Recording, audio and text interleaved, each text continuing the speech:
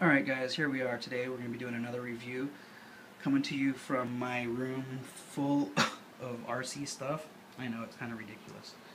I got the bug. Got it bad. But I've been doing this for a little while too. This is my E-Flight UMX Sbach 342 with the AS3X system. As you can see, I replaced a lot of the tape with some better clear tape, so now it looks more stock after its crash. Like I said in the previous video, if you've seen it before, this tail flex is bad. This plane goes pretty darn fast for its size. It probably does 50 miles an hour, you know, in a dive, 40 miles an hour plus on a flat. The tail starts to flex. The AS3X tries to compensate for it. The tail is going to start to go up and down very violently, very, very fast. You cannot control it. The only thing you can do is slow down. With the landing gears off, this plane is unflyable because that tail will just screw you up so bad.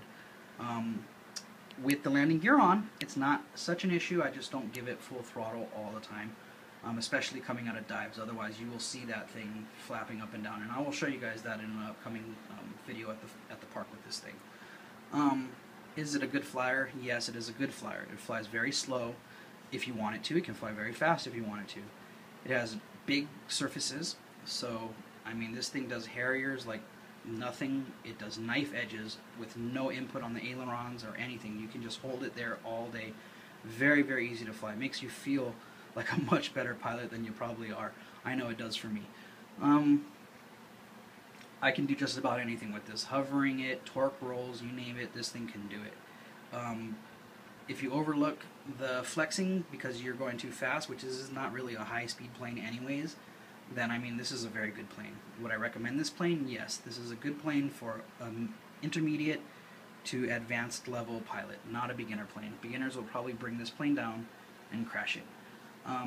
Another problem with this plane that I've noticed is the servo horn connection for the elevator in the back quite frequently gets locked in the full up position when I'm doing elevators or when I'm doing harriers in flight, and it becomes very, very dangerous for the plane. The plane wants to come down, so I quickly will slam the elevator to a full positive position to bring the elevator back down, and that sometimes will unlock it by pulling the push rod forward from the servo.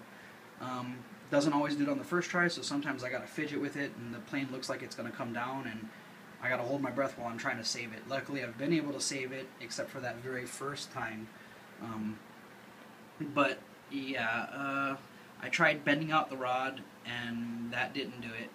I don't know, I think they just, poor manufacturing. They glued the servo horn at a incorrect angle to the arm, so that whenever you give it full elevator, the arm pushes through the servo horn, through the little hole, and locks itself down there, and then you're stuck on full elevator, and there's nothing you can do.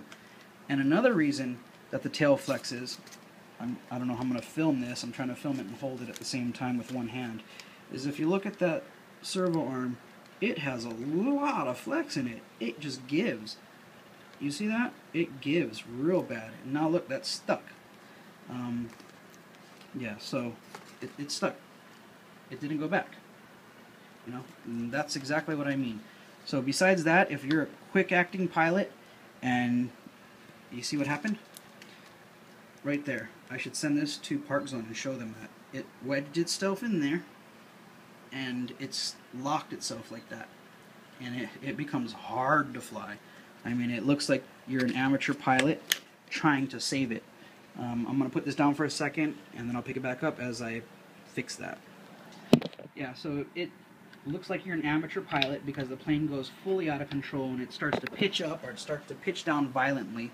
There, I fixed it, and now it's back to level. So, you know, not a beginner plane. Definitely not. It can become a hard plane to recover, and you can lose this plane pretty darn fast. My next thing, I think I'm going to order a new elevator for it, and hopefully that servo horn is glued on in the correct position.